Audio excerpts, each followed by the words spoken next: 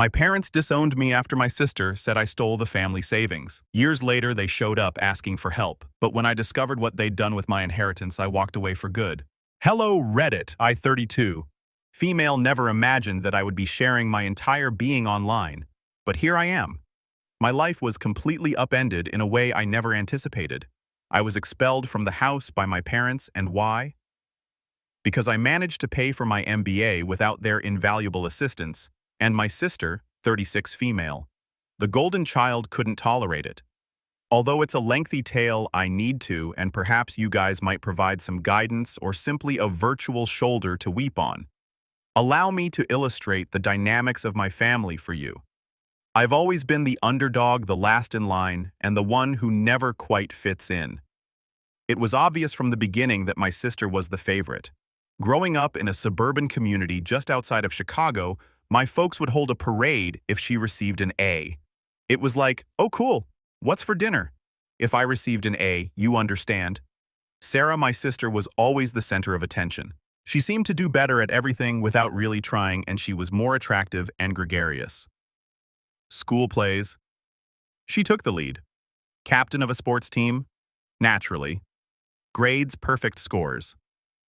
I was the awkward, bookish kid who didn't want to be in the spotlight and would rather sit in my room and code. My parents were enamored with Sarah as if she were a prodigy. When she enrolled in a prestigious business school, they covered everything, including her tuition, fashionable clothes, her apartment in a fancy area of town, and even her excursions to Cancun over spring break. They were often boasting to anyone who would listen about their successful daughter because they were so proud of her. I kept my head down and assumed I would have to handle things alone in the interim. Despite taking out loans and working part-time jobs during my time in college, I was still able to earn honors in computer science. But was there a celebration for me? No, my mother just said. Dear, that's nice. Have you looked at the pictures from Sarah's graduation? Wasn't she beautiful? In the present, I have spent the last few years managing projects for a digital company. Although it pays the bills and is a fine job, I'm looking for more. One day, I hope to launch my own business, rise in my job, or even get into top management. I therefore made the decision to apply to a respectable university's MBA program. The catch: the cost of tuition is extremely high, 6 figures to be exact. I had the hope that my parents might lend me some support. After all, they funded Sarah's whole schooling, right? After a family supper one evening, I sat them down, and to my astonishment, the topic of conversation revolved around Sarah's most recent achievement at the family restaurant. I outlined my strategy, gave them an overview of the school, described how it would advance my career, and then tactfully brought up the topic of tuition. The expressions on their faces. It would seem as though I had asked them to sell their kidneys or something. They informed me outright that they couldn't pay my tuition, which is fine. I understand that MBAs are costly, but the fact that they refused to even co-sign a loan was what really infuriated me. I only wanted their assistance, so I wouldn't be drowning in debt for the rest of my life, not to pay for everything. Their logic. We have already covered Sarah's tuition. Now is the time to consider our future. The worst part is that they also intended to grow the family restaurant. It seemed like they were investing all of their savings in that. What I was hearing was unbelievable. So you could afford Sarah's entire education, but you can't even co-sign a loan for me. Trying to speak steadily, I asked. Well, honey, Sarah's education was an investment in the family business, my mother boldly said. You have an MBA that's only for you, isn't it? Only for me, as if I weren't related to them, as if they didn't care about my success. I was at a loss. My parents seemed to be putting unnecessary barriers in my path, but I didn't want to miss this chance. When it came to me, they had to be prudent and frugal, but they had no trouble spending a lot of money on Sarah. I had no choice but to ask my Aunt Margaret. Now let me tell you that my dad's older sister, Aunt Margaret, is quite different from my parents. To be honest, she is far more successful than both of them and works as a neurosurgeon. She has always been nice to me, though, and she's also quite grounded. There was always this strange tension between her and my parents at family get-togethers. They would pretend to be courteous, but I could tell they were resentful of her success in comparison to their own. In particular, my dad detested feeling like he was overshadowed by her. When I was younger, I overheard arguments in which my dad accused Aunt Margaret of being conceited and defaming him. At first, I wasn't particularly interested in involving her, but I was desperate. One day, I contacted her to see whether she would be able to assist me with the tuition. I described the circumstances, my parents' refusal to assist, and the significance of this MBA to me. Aunt Margaret made no hesitation at all. "Of course I'll help," she said. "Why didn't you approach me earlier? It would be an honor for me to invest in your future because I've always believed you have a lot of promise." I felt so grateful, but I was also afraid my dad would find out. He would go crazy if he found out that I had approached his sister behind his back to request money.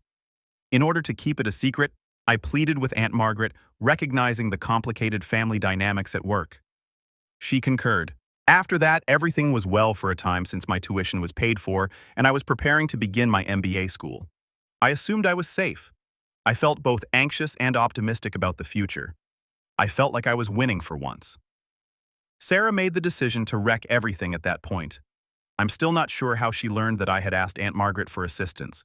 Perhaps she snooped through my emails when I wasn't looking, or perhaps she overheard a call. However, she did discover, and as the golden child that she is, she was unable to ignore it. She had to make it into a large theatrical spectacle.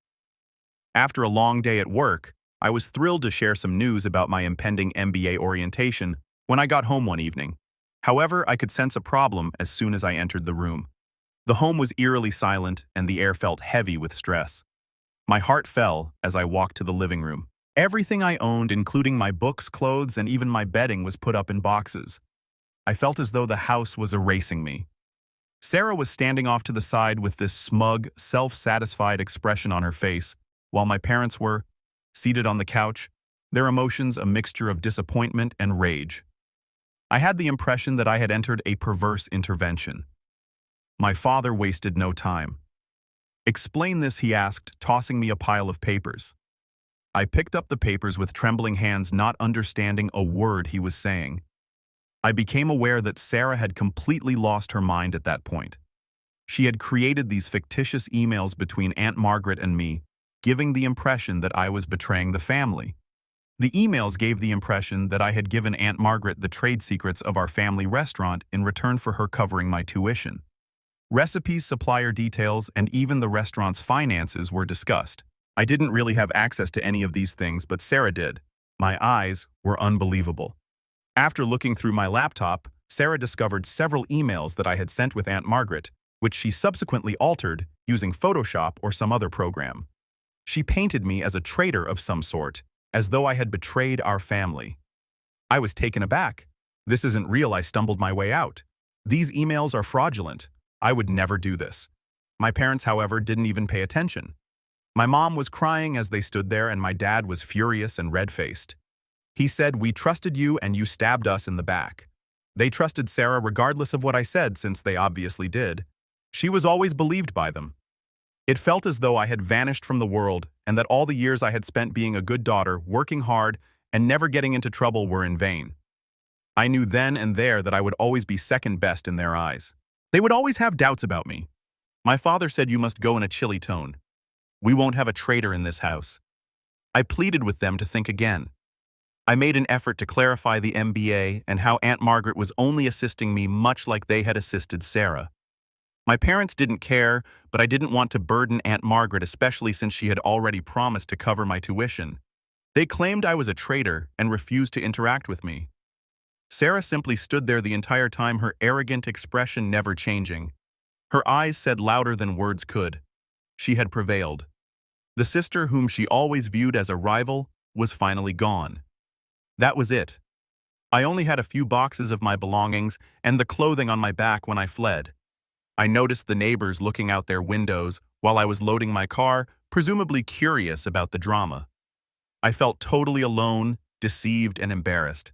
As soon as I was in my car, I called Aunt Margaret, crying so hard that I could not speak. Without asking any questions, she told me to come to her apartment right away.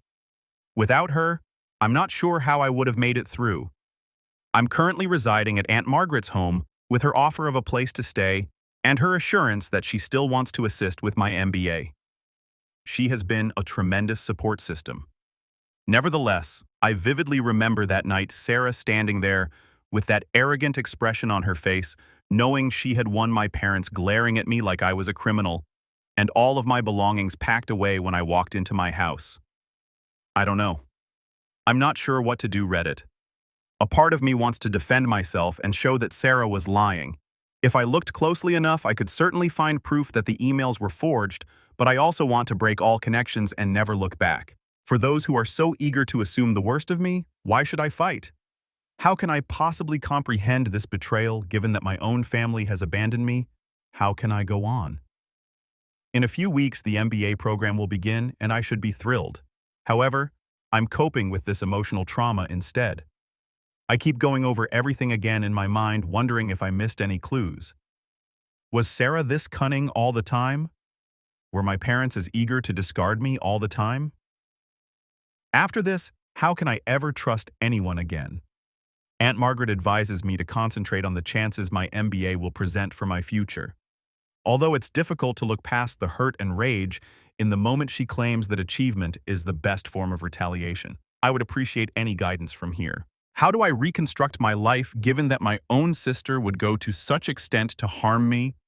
How do I handle this? And when I feel so damaged on the inside, how do I interact with my MBA program instructors and classmates? Here I feel like I'm drowning. Give me a lifeline, Reddit, if you can. Update 1. It's been a long time, 3 years to be precise. Reddit, since I last wrote about my family throwing me out. A lot has happened. I wanted to let you know how things have progressed. I started by finishing my MBA program, which had a profound impact on me. I was in a lot of mental upheaval when I first started, but I was able to focus all of that energy on my academics. I graduated at the top of my class, but it wasn't easy. The girl who constantly felt inferior is no longer there. She has been replaced with a lady who is confident in her abilities and doesn't hesitate to express them. I got a job at a prestigious consulting business after graduating. I love my job, but it's tough. I'm in a setting where my abilities and diligence are truly valued for the first time in my life. No more living in the shadow of others. During all of this, Aunt Margaret has been a rock. She's become the loving family I never had, not just a place to stay. We discuss everything from her most intriguing medical cases to my most recent professional endeavor during our weekly dinners. I've learned so much from her about defending my rights and appreciating my own worth. 3 years of radio silence about Sarah and my parents. No emails, texts, or phone calls. It was painful at first. However, as time went on, I came to see that their absence was enabling me to develop in ways that I could not have while living with them. I've created a proud life for myself, free from the need for approval and continual comparisons. However, life can be unpredictable. Last Saturday, just when I thought I had everything worked out, Sarah arrived at my door. I nearly failed to identify her. The air of superiority and the fancy attire vanished.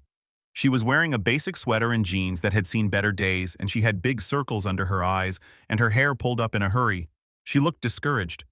"Hey," she said in a little voice, "can we talk?" Curiosity overcame. I wanted to slam the door in her face. I opened the door for her. Sarah sat uncomfortably fidgeting on the couch. "I need your help," she blurted out at last. "The eatery is having problems, serious problems." The family firm, she said, was close to going bankrupt.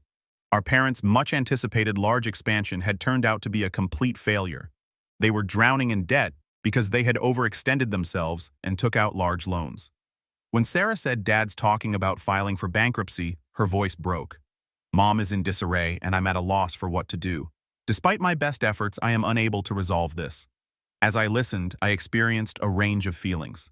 I had a sick sense of satisfaction. Wasn't this retribution for the way they handled me?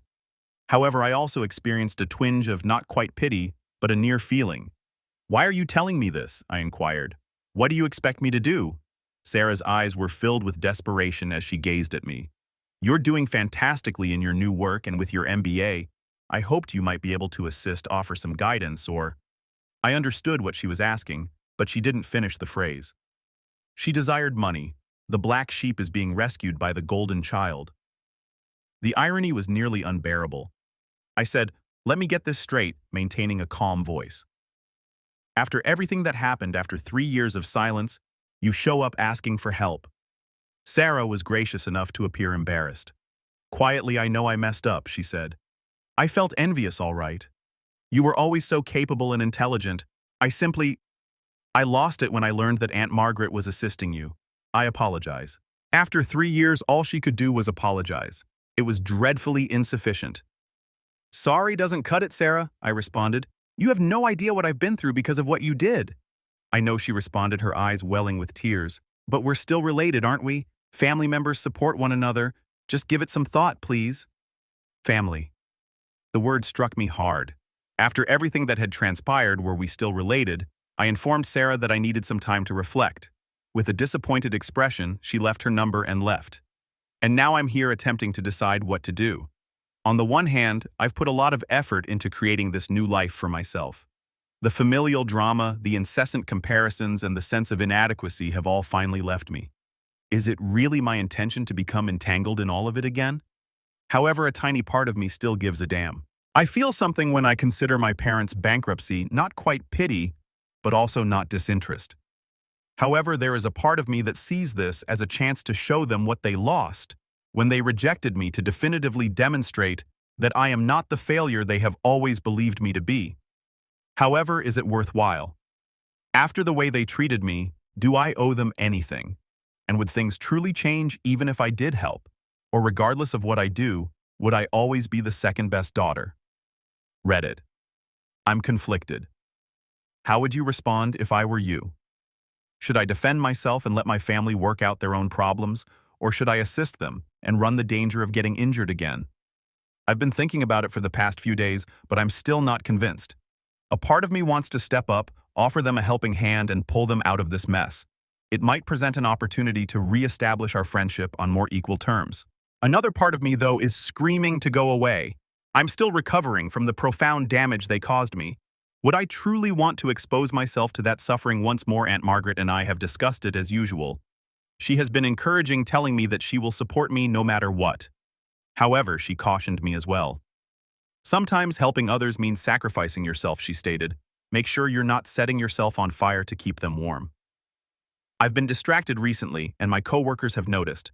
Some have listened sympathetically, but I haven't told them the specifics. One of them stated sometimes the most professional thing you can do is to keep your personal life separate from your work. That statement has stayed with me ever since. The MBA courses on crisis management and corporate turnarounds are still on my mind. It's likely that I could assist them and provide a strategy for escaping the situation. Should I? Though. Am I accountable? What about the apologies from Sarah? Is it sufficient? Is this just another ploy, or can I believe that she truly feels bad? I'm also concerned about how it might affect my personal financial security. Even though I'm doing well now, I'm not exactly making a ton of money. Assisting them might jeopardize my future ambitions. One thing is certain this time, whatever I decide, it will be on my terms. I've changed from being that insecure, terrified girl. No matter what occurs with my family, I will always be a strong, accomplished woman who recognizes her value. What do you think, Reddit? Should I put my own health first and let my family deal with the fallout from their choices? Or should I offer them assistance? I'd greatly benefit from an independent viewpoint on this. Update 2. It's me again, Reddit. Things have taken a crazy turn since my previous update, and I can't believe I'm back so quickly. Do you recall how I debated whether or not to assist my family with their restaurant problems? The cosmos, however, chose to give me still another surprise. My parents arrived at my workplace a week following Sarah's visit. You read correctly, my office. They just showed up in the lobby one afternoon after somehow figuring out where I work. Talk about a systemic shock. My assistant buzzed me while I was in the middle of a meeting to let me know that 2 people were requesting to see me. My heart almost stopped when she told me about them. Feeling as though I was walking to my own death, I excused myself from the meeting and proceeded to the lobby. My parents were there, looking older and more worn out than I had recalled. Dad's shoulders were hunched in a manner I had never seen before, and Mom's hair had turned fully gray. The weight of 3 years of stillness hung between us as we simply stared at one another for a minute. Dad finally stated we need to talk in a rough, yet oddly diminutive voice. I took them to a coffee shop nearby since I didn't want to have this discussion at work. An uneasy hush descended upon us as we sat down with our beverages. Determined not to make things easy for them, I waited for them to speak. Mom was the first to break. She added we were wrong in a shaky voice. We ought never to have expelled you. We ought to have paid attention to you. We sincerely apologize. Over the last 3 years, I had dreamed of this moment countless times, but now that it was actually occurring, I felt nothing. There was only a hollow emptiness. No relief, no joy, not even rage. Dad added his voice, "You should return home. We can overcome this difficult period as a family once more." To give myself some time, I took a drink of my coffee. Why now? At last I inquired. Why after 3 years of silence? After they looked at each other, I realized there was more to this tale. The depth of their desperation became evident as they started to explain. The restaurant was a total failure, not merely having financial difficulties. In addition to going overboard with the expansion, they had been taking shortcuts and breaching the law to stay afloat, including tax evasion, health code infractions, and even some dubious supplier transactions. They now faced possible criminal penalties in addition to bankruptcy. Dad said, "We need your help," in a voice that was just audible above a whisper. "Your business knowledge, your connections, you could save us." Stunned, I sat there. My parents, who had dismissed me on false pretenses and had always viewed me as second best, now viewed me as their only hope. "Let me get this straight," I remarked, finding it difficult to maintain my composure. "You kicked me out, believed the worst of me, without any proof, didn't contact me for 3 years, and now you want me to bail you out of your illegal activities?" Mom attempted to grasp my hand as she reached across the table. I retreated. With tears in her eyes, she continued, "We know we don't deserve your help. However, we remain family. We are at a loss on what to do. So please." Family, that word was used once more. However, as I observed them, I came to the realization that they were no longer members of my family. Aunt Margaret, a member of my family, had given me unwavering support. My family consisted of the friends I had established at work and in my MBA program who respected me for who I was. I inhaled deeply. I said, "I'm sorry," and I was surprised at how composed I felt, "but I'm unable to assist you. What you're asking, money, isn't the only factor. You're asking me to sacrifice all I've worked so hard to achieve, including my job and principles. I'm not capable of doing it." Their shocked expressions were nearly funny. They obviously didn't think I would say no. Anger colored Dad's face. "After everything we've done for you," I interrupted him. "What have you done for me? You mean denying me support for my education when you paid for Sarah's excluding me on false pretenses and favoring her throughout my life?" Now Mom was crying aloud. "Please, sweetie, we'll lose everything." I experienced a little pang of guilt. Then I thought back on the previous 3 years, including the hardships, the suffering, and the development and accomplishments I had made on my own. I stood up and said, "I'm sorry you're in this situation, but these are the results of your own actions. I am unable to save you." "We'll be ruined," Dad yelled as I turned to go. "Is it your preference?" I stopped and turned to face them. "I want you to accept responsibility for your actions," I stated. "I want you to understand how much you lost when you threw me out. What I really want, though, is to be free of your drama and manipulation." I left my parents behind and left the coffee shop. After that, I felt as though a burden had been lifted as I entered the street. I had finally chosen myself, set my boundaries, and confronted them. However, the tale doesn't stop there. I gave that confrontation a lot of thought. I came to the realization that merely leaving was insufficient. My parents' actions were unlawful, and if they persisted, others might suffer harm. I therefore had to make a tough choice. I reported what I learned about the restaurant's unlawful operations to the appropriate authorities, including the police, the IRS, and the health department. Although I knew it was the right decision, it wasn't an easy one. The consequences were severe and quick. Screaming and sobbing, Sarah called me and accused me of ruining the family. I don't know what grounds my parents believed they had, but they alternated between pleading for assistance and threatening legal action in their voicemails. But I didn't back down. I informed the authorities of what I knew and made it apparent that I was not involved in any unlawful activity. Aunt Margaret was there for me during the difficult few weeks, reassuring me that I was acting morally. Although the inquiry is still underway, the eatery has reportedly been closed while a thorough audit is conducted. Sarah and my parents are facing severe legal repercussions. Although it's not a joyful conclusion, it's a fair one. In my case, I'm doing all right, actually better than all right. With everything, there's a feeling of closure. The harmful family dynamics that hindered me for so long have now been broken. I have a successful career. I've even received an approach regarding a possible promotion. I feel like I found a true professional home because of how supportive my coworkers have been during this process. I've never been closer to Aunt Margaret. After everything calms down, we're arranging a trip together, so we have something to look forward to after all this worry. I'm not going to act like it's been simple. There are times when I question whether I made the correct decision and feel bad. However, I know I made the correct decision when I think back on all the suffering they inflicted on me, including the years of manipulation and partiality. Here I am then. I felt confused and alone after being evicted from my house 3 years ago. I am now independent, prosperous in my work, surrounded by individuals who truly care about me, and at last free from my family's poisonous influence.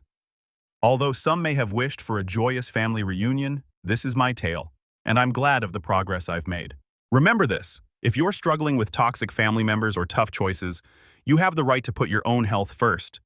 You are entitled to establish limits. Additionally, there are instances when the family you choose matters more than the one you were born into. I appreciate Reddit's support along this journey.